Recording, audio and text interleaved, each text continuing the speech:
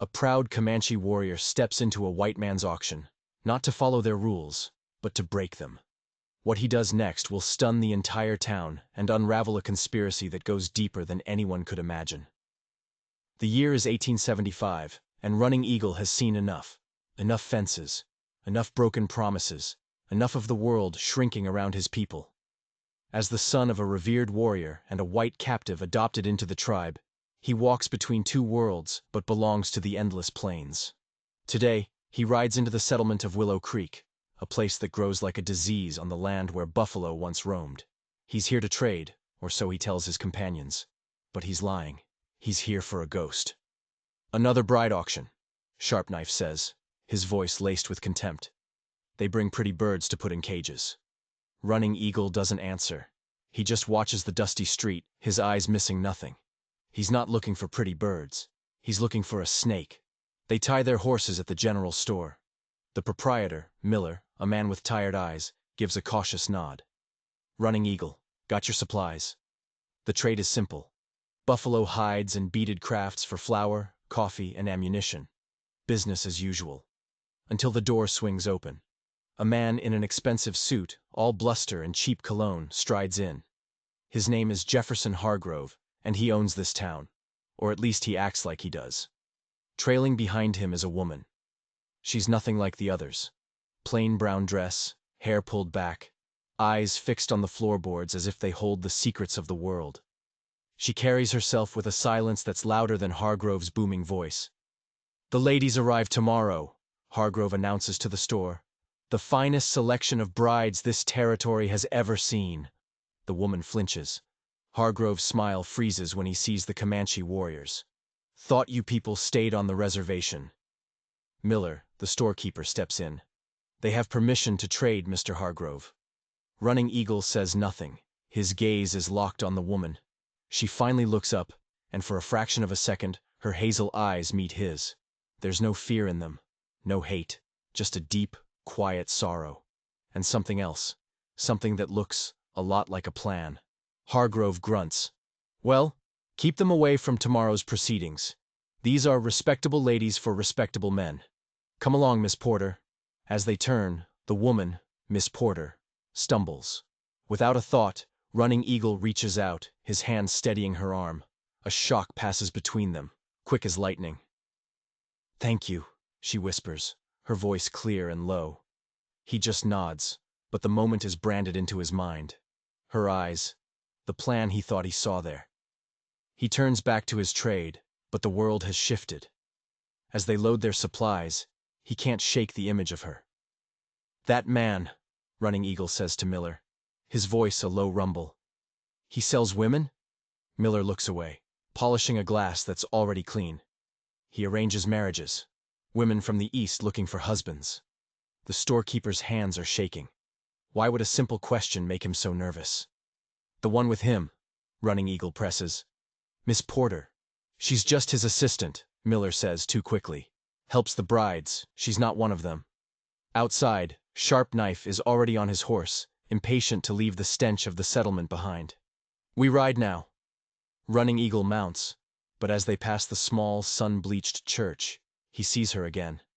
Sarah Porter, sitting alone on a bench, writing in a small, leather-bound book. She isn't just writing. She's watching, scanning the town, her eyes sharp, missing nothing. He slows his horse. What is she writing? Who is she watching? This isn't just an assistant. This is a woman with a secret. And Running Eagle knows, with a certainty that chills him to the bone, that her secret and his hunt for a ghost are about to collide. That night, under a blanket of stars, he stares into the campfire, the small book burned into his memory. His own mother was a captive, taken in a raid long ago. She chose to stay with his people, to become one of them. She found freedom in captivity. These brides, they were promised freedom, but were walking into a different kind of trap. He could feel it. "You are troubled," Sharpknife observes. "The woman," Running Eagle admits. "The one who writes in the book. There is a fire in her eyes, hidden under ash. White women are not our concern." But Running Eagle isn't so sure. He remembers the brief touch of her hand, the flicker of a hidden purpose in her gaze. He remembers the storekeeper's fear. Something is deeply wrong in Willow Creek. As the moon climbs high, he makes a choice that will set him on a path of no return. Tomorrow, he will not be trading for supplies. He will ride back to Willow Creek alone. And he will attend the auction. Sarah Porter's back ached. The lumpy mattress above the general store was a constant reminder of how far she'd fallen. Before her father's death, she'd known comfort. Now, she knew only Jefferson Hargrove's suffocating control. Today was the day of the auction. Her stomach twisted into a familiar knot of disgust. Hargrove called it matchmaking. Sarah called it what it was, selling people. She dressed in the plain brown frock that had become her uniform, her invisibility cloak. She was Miss Porter, the quiet assistant. Unseen. Unheard. Exactly as Hargrove wanted her. But she wasn't invisible. She was a hunter, patiently waiting. And the small journal tucked in her dress was not a diary. It was a weapon. Downstairs, Hargrove was already pacing, his pocket watch snapping open and shut. The stage arrives in 30 minutes, Miss Porter. You're dawdling. Yes, Mr. Hargrove. She kept her eyes down, her voice meek. Let him think he had her broken. It made her work easier. The stagecoach arrived in a predictable cloud of dust and shattered dreams. 5 young women stepped out, their faces a mix of terror and foolish hope. Sarah's heart ached for them. They were lambs, and Hargrove was the wolf. Ladies, welcome to Willow Creek, he boomed, his smile as false as a lead dollar. I am Jefferson Hargrove, your guide to a prosperous new beginning. A guide to a cage, Sarah thought. She led the women to their rooms, her mind racing. Her job was to prepare them, to make them presentable for the men who would donate to the church for the privilege of owning them. But Sarah did her real work in whispers. The winters are harsh, she told them, her voice low and urgent as she helped them unpack. The work is endless. Not all men here are kind. A pretty blonde named Emily grabbed her arm. Will they truly bid on us? Mr. Hargrove calls it a donation, Sarah said carefully, watching the hallway for his shadow. But you must know, you have the right to refuse. No matter what he says, you can say no. It was a small act of rebellion, but it was all she could offer, for now. By midday, the walls of the hotel felt like they were closing in. She needed air. She needed to think. She slipped away to her spot behind the church. The bench overlooked the vast open plains, a painful reminder of the freedom she didn't have. She opened her journal. It wasn't filled with feelings. It was filled with facts, names, dates, amounts of money. The strange shipments that arrived for Hargrove in the dead of night. The hushed, angry conversations she'd overheard. She was piecing together the truth of what happened to her father. He hadn't just died. He'd been silenced. You write your thoughts. The voice was deep, calm, and it sent a jolt through her. She looked up. It was the Comanche warrior from the store. He stood a few feet away, his presence immense. He wasn't threatening, but he was powerful. In his dark eyes, she saw an intelligence that startled her. It helps me understand, she said, her hand instinctively covering the page. I am Running Eagle. Sarah Porter. A silence settled between them, not awkward, but charged. I thought your party left, she said. I returned. His gaze was direct. To watch this selling of women. The bluntness of it made her flush. It's complicated. All things are simple, he said, taking a seat on the far end of the bench. There is truth, and there are lies. Why do you help a man who deals in lies? She should have been offended. She should have told him to leave. Instead, she heard herself telling him the truth. A piece of it anyway. My father died. I had no money, no family. This was the only work I could find. She looked out at the settlement. And I try to tell the women what they're really facing. The truth you speak of. He nodded slowly, considering her words. Your eyes see what is real, not what you are told to see. Sarah was taken aback. In a town where she was treated as furniture, this man, this stranger from another world, saw her, truly saw her. Before she could respond, Hargrove's voice sliced through the air. "Miss Porter, where have you run off to?" She shot to her feet. "I have to go." "I will see you tomorrow," Running Eagle said. It wasn't a question, it was a statement of fact. As she hurried back, her mind was a whirlwind. Why had he sought her out? And why did his simple, direct words make her feel more courage than she had in months? That night, lying in her cramped room, listening to the drunken shouts from the saloon below, she made a decision. Her investigation was moving too slowly. Hargrove was too careful. She needed to do something drastic. Something that would force his hand. Tomorrow, after the auction, she wasn't just going to quit. She was going to expose him. The thought was terrifying. Hargrove was a dangerous man. But the conversation with Running Eagle had kindled something inside her. A tiny spark of hope. She didn't know it yet, but that spark was about to become an inferno. The morning of the auction broke hot and merciless. From the edge of town, Running Eagle watched the settlers gather at the church.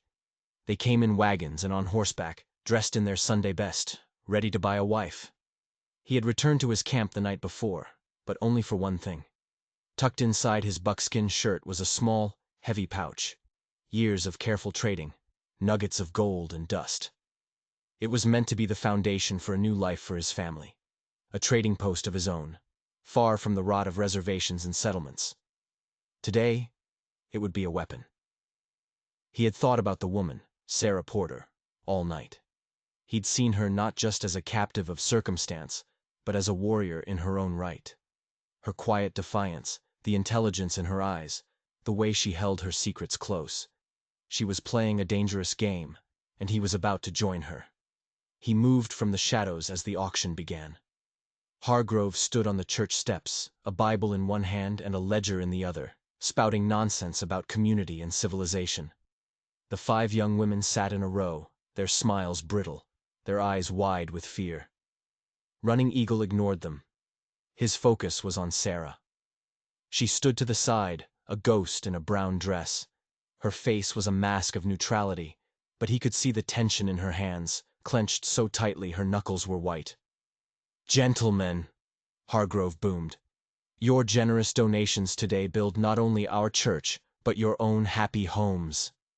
The first bride, the blonde named Emily, was brought forward. Hargrove listed her virtues like he was selling a horse. Good teeth, strong hands, a gentle disposition. The bidding started. A rancher, with a weathered face and kind eyes, won her for $75. Running Eagle watched Sarah give the young woman a small, reassuring nod as she was led away. She was trying to protect them, even in this farce. With each transaction, Running Eagle grew more certain. This wasn't just about marriage. It was about control. The men who won the bids were all men he recognized. Men who owed Miller at the general store. Men who looked like they were one bad harvest away from losing everything. Hargrove wasn't selling wives. He was selling debt. He was buying souls. By the time the last bride was sold, Running Eagle had seen enough. He stepped out of the shadows. A wave of murmurs washed through the crowd. Men shifted, their hands moving instinctively toward their belts. The Comanche were meant to stay on the reservation. They weren't welcome here. Hargrove's smile faltered. "We have an unexpected visitor," he said, his voice dripping with false cheer. "The auction is for settlers only, my friend." Running Eagle ignored him. He walked forward, his footsteps silent on the hard-packed earth, until he stood directly before Hargrove. The crowd went dead quiet. Out of the corner of his eye, he saw Sarah's sharp, startled intake of breath. "I have come to bid," Running Eagle said. His voice was not loud, but it carried to every corner of the square. Hargrove's face turned a shade of purple. "Now, see here. These proceedings are over. Besides, this requires a contribution, a donation." He sneered. "I doubt you have the means." Running Eagle didn't flinch. He slowly reached into his shirt and pulled out the leather pouch. He loosened the drawstring, tilting it just enough for the morning sun to catch the glint of raw gold. Gasps rippled through the crowd. That pouch held more money than most of these men saw in a year. The town sheriff, a burly man named Mason with a drooping mustache, pushed his way forward. "What's the trouble here, Hargrove?" "No trouble, Sheriff," Hargrove stammered. "This man was just leaving." "You said any man of means could bid," Running Eagle cut in, his eyes locked on the sheriff. "I have means." Sheriff Mason looked from the gold in Running Eagle's hand to Hargrove's sweating face. He shrugged. "He's got a point, Hargrove. Your rules." Hargrove's smile was now a twisted grimace. "As I said, all the ladies have been spoken for. Perhaps next month. I do not bid for those women." Running Eagle turned his head, slowly, deliberately, and his gaze landed on Sarah Porter. "I bid for her." The world stopped. For a heartbeat, the only sound was the wind whispering through the eaves of the church. Sarah stood frozen, her face pale, her hazel eyes wide with disbelief. Hargrove was the first to find his voice, sputtering. "Miss Porter? She's my assistant. She is not for sale. This is an outrage." $100, Running Eagle said, his voice calm and steady. He wasn't looking at Hargrove. He was looking at the sheriff. A donation for the church. "Now hold on," the sheriff grumbled. "She ain't part of the arrangement." $200, Running Eagle said. He poured a small cascade of gold dust into his palm. It shimmered like captured sunlight. Then, finally, he looked at Sarah. He saw the shock, the fear, but underneath it, he saw the flicker of understanding. The warrior recognizing a gambit. "If she agrees," he added. The crowd exploded. Men were shouting. Women were pointing. This was more than a scandal. It was a challenge to the entire order of their world. Sarah took a shaky step forward. Her voice, when she spoke, was barely a whisper, but it cut through the noise. "Mr. Running Eagle, I am not for sale. I know this," he said, his voice softening just for her. "I do not offer ownership. I offer partnership." Hargrove physically shoved himself between them. "This is preposterous. Sheriff, do your duty. Remove this man." But the sheriff was staring at the gold, and at Sarah. "She's a free woman, Hargrove. It's her choice." All eyes turned to Sarah. She was trapped. She looked from Hargrove's furious face to Running Eagle's unreadable expression. He had just thrown her a lifeline, but it was attached to a world she knew nothing about. Then, Running Eagle did something no one expected. He reached into his shirt again, but this time he pulled out a folded piece of paper. He held it out to her. "Read this." Her fingers trembled as she took it. She unfolded it, her eyes scanning the official government script. Then she gasped. Her head snapped up, her eyes locking with his, no longer filled with shock, but with a dawning, brilliant light. It's a trading post license," she said, her voice filled with wonder. "For the crossing at Broken Oak." Running Eagle nodded once. "Signed last month. The building is abandoned. It needs work." He paused, letting his words sink in. "I need a partner.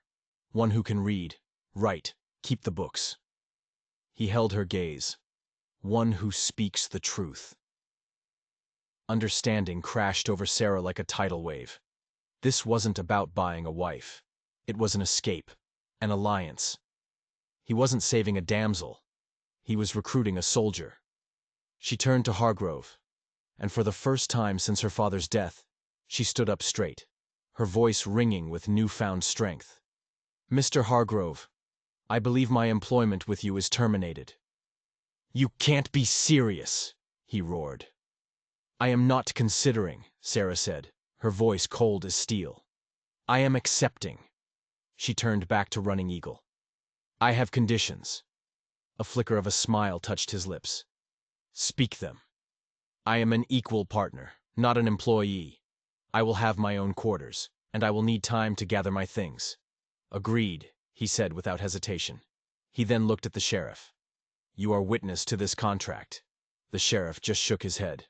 "Strangest damn thing I've ever seen. But it's legal." As the stunned crowd began to break apart, whispering and gossiping, Sarah felt a cage of her own making shatter around her. She didn't know what this new life would hold, but it was a path of her own choosing. "You have questions," Running Eagle said as she stood before him. "Many," she admitted. "But why? Why me?" His answer was simple and profound. False faces fade, true hearts endure. He looked toward the town. Those women came seeking a dream. You came seeking justice. Courage is a rarer thing than gold.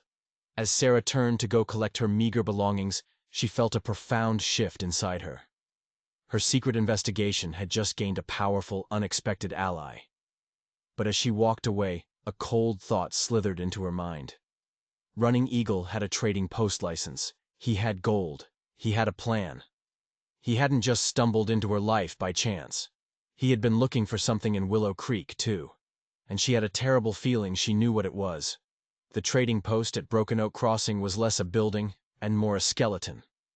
It stood at a desolate crossroads, caught between the reservation to the north and the encroaching settlements to the south. Wind howled through the gaps in the walls, and the roof looked like a good storm would peel it away like a scab. This was their new beginning. 3 months had passed since the auction. 3 months of back-breaking work, of hauling lumber and patching holes, of turning a ruin into a fortress. Sarah stood on the newly built porch, watching the sun rise. The air was crisp with the promise of autumn. Beside her, Running Eagle stood silent, a mug of coffee steaming in his hands. Their partnership was a strange, unspoken dance. They worked side by side from dawn until dusk, their movements synchronized by shared purpose. He would hunt, his skills providing fresh meat, while she managed the inventory, her ledgers tracking every nail and every bag of flour. He negotiated with the Comanche hunting parties who came to trade. She dealt with the wary soldiers from the fort 20 miles east. They had built more than a store. They had built a bridge between two worlds, and a damn good one at that. "The army supply wagon is due today," Sarah said, making a note in her ledger. "Sharp knife comes with hides," Running Eagle replied. "It will be a good day for trade." But it was never that simple. Their existence was a splinter under the town's skin. Whispers followed them. The Indian's woman, some called her. A white man living in a teepee, others sneered about him. They were an affront to the tidy, hateful boxes people built for themselves. The first few weeks, soldiers had eyed them with suspicion. Settlers had ridden past, their faces hard with judgment. But fairness was a language everyone understood. Their prices were honest. Their goods were quality. Slowly, grudgingly, respect began to grow. By midday, the post was bustling. Lieutenant Parker, a young officer who had once looked at them with open hostility, now tipped his hat to Sarah. "You've done good work here, Miss Porter," he said, genuinely impressed. "Didn't think it would last a month." "We're stubborn," Sarah replied with a small smile. Parker's expression sobered. He leaned closer. "A word of warning. Hargrove was at the fort yesterday, asking questions about your supply shipments, about your profits." He lowered his voice even more. "Man's got a grudge that runs deep. He said something about you having something that belongs to him." A cold dread washed over Sarah. Her journal. He knew. She thanked the lieutenant, her mind racing. After the soldiers left, she told Running Eagle what Parker had said. His face became a mask of stone. "This man will not leave you in peace." "He thinks I have my father's old ledgers," Sarah confessed, the secret finally spilling out. "My father was his partner, before me. He documented everything. Every crooked land deal. Every bribe. I believe Hargrove killed him for those books. I came to Willow Creek to find them and prove it." She looked at him, expecting judgment. Instead, she saw a flicker of something else in his eyes. Recognition. "Your father's name was Daniel Porter," he said. It wasn't a question. Sarah froze. How did you know that?" "He was known to my people," Running Eagle said slowly, choosing his words with care. "He traded fairly. He spoke of a great wrong happening in the valley. A theft of land not just from my people, but from his own." He paused. Then, he disappeared. The air in the trading post grew thick with unspoken history. Her quest for justice and his hunt for a ghost were not just parallel paths. They were the same road. "My mother," Running Eagle said, his voice a low whisper. "She was taken from a settlement near here many years ago. The official story is that she was captured by a Comanche war party." He turned to face her fully, and the pain in his eyes was a raw, open wound. "That is a lie. She was running from something. My father's band found her near death in the wilderness. He did not capture her. He saved her." Sarah felt the world tilt on its axis. What was she running from? She would never speak of it, he said. Only that a powerful man had stolen her family's land and threatened to destroy them. A man who arranged marriages. Hargrove. It had to be. This wasn't just about greed. This was a generational evil, a poison that had seeped into the very soil of this land. Hargrove hadn't just started his scheme. He was continuing it. Suddenly, the last 3 months felt like a dream. The hard work, the small victories, the quiet comfort of building something together. It was all a prelude to the storm that was about to break.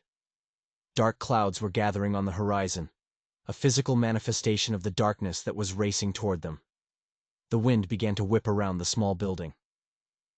"A storm comes," Running Eagle said, his eyes on the churning sky. "Secure the shutters. I will check my dwelling." Sarah nodded, her hands moving with purpose, her mind numb with the terrible new clarity of their situation. This was never just about a trading post. It was about a war that had begun decades ago. She worked, lighting the lanterns against the premature twilight, her heart pounding a frantic rhythm against her ribs. 20 minutes later, the door flew open with a violent crash. She spun around, expecting Running Eagle. But it was Jefferson Hargrove, his face a mask of drunken fury, rain dripping from the brim of his hat. "Well, well," he slurred, stepping inside and kicking the door shut behind him. "Look what we have here, the happy couple." "We're closed, Mr. Hargrove," Sarah said, her voice shaking despite her best efforts to keep it steady. She put the solid oak counter between them. "Oh, I'm not here for supplies," he sneered, his eyes wild. "I'm here for what's mine. You embarrassed me. You turned my own customers against me. And you took something that belongs to me." "I took nothing of yours." "Don't lie to me," he roared, slamming a fist on the counter. "The Porter ledgers. I know you have them. Your fool of a father thought he could expose me. He was wrong. And so are you." He started to move around the counter, his movements clumsy but menacing. "Running Eagle will be back any second," she warned, her eyes darting to the shotgun she knew was kept just beneath the counter. Hargrove let out a wet, gurgling laugh. "Your savage partner. I saw him. Rode out toward the reservation right before the storm hit. Guess he doesn't like getting his feathers wet." He lunged, faster than she expected, his hand clamped around her arm like a vice. "It's just you and me, Miss Porter, and you're going to tell me where those books are." Sarah opened her mouth to scream, but the sound was lost in a deafening crack of thunder, and then the door crashed open again. It wasn't the wind. It was Running Eagle. He stood framed in the doorway, soaked to the bone, his face devoid of all emotion except for a cold, lethal fire in his eyes. "Remove your hand," he said. The words were quiet, but they held the promise of absolute violence. Hargrove froze, his drunken bravado evaporating in an instant. He let go of Sarah as if her arm had turned to hot iron. "This is a private matter," Hargrove stammered, backing away. Running Eagle stepped into the room, the water pooling around his moccasins. "Sarah Porter is my partner. There are no private matters." He took another step, and another. He wasn't rushing. He was stalking.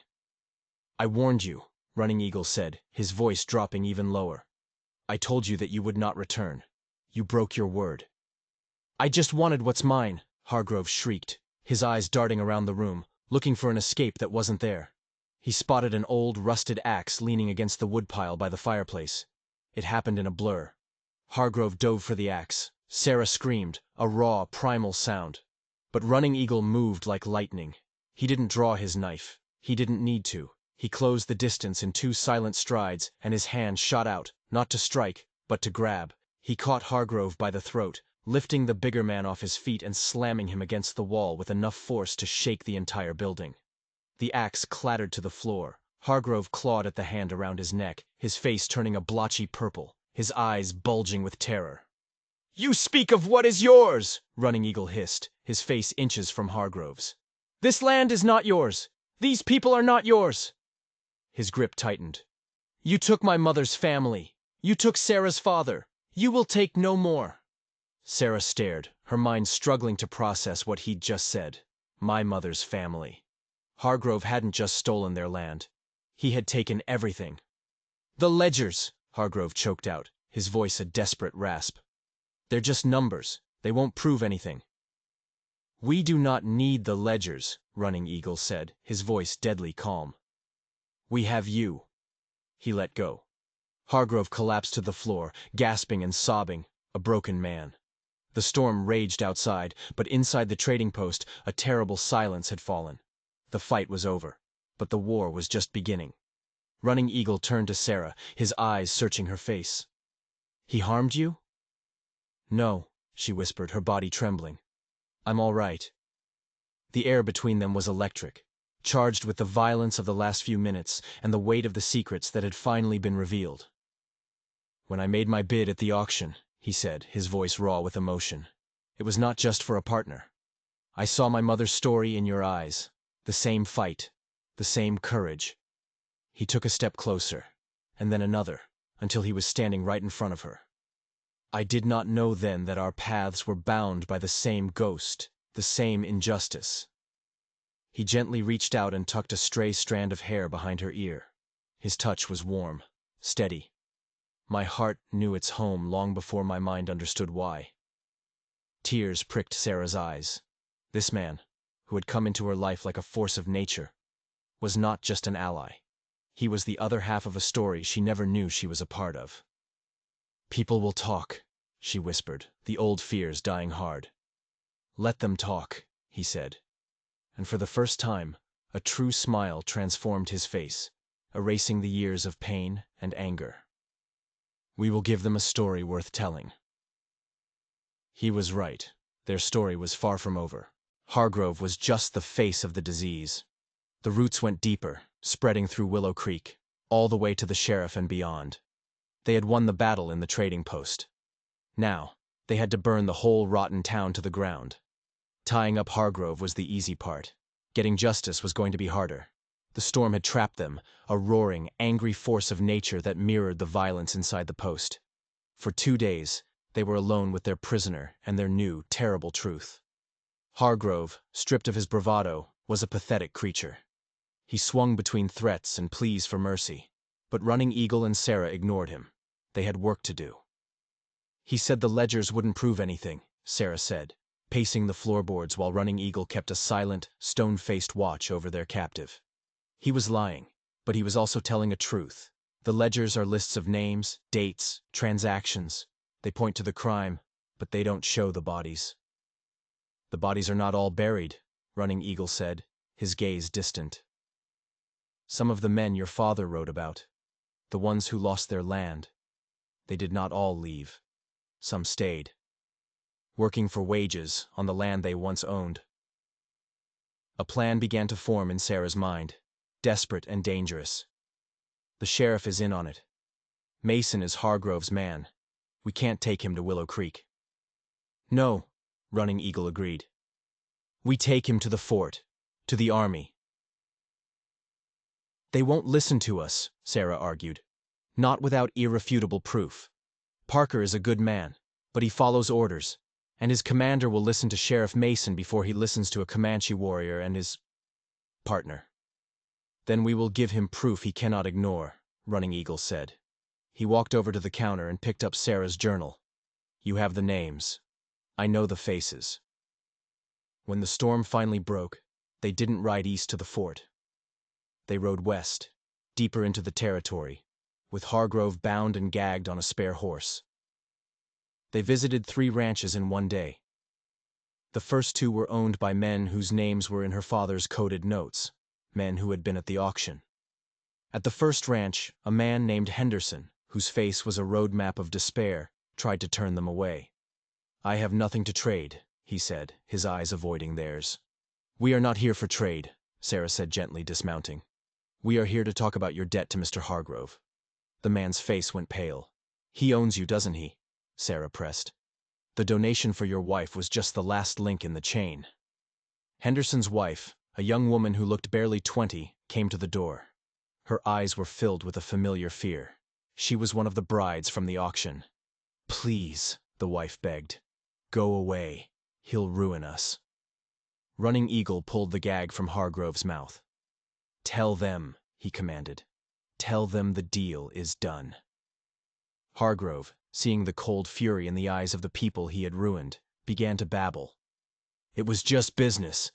They couldn't manage their finances. I was helping them. Henderson lunged for Hargrove, his face contorted with rage, and it was Running Eagle who had to pull him back. It was the same at the second ranch. Another man trapped in debt.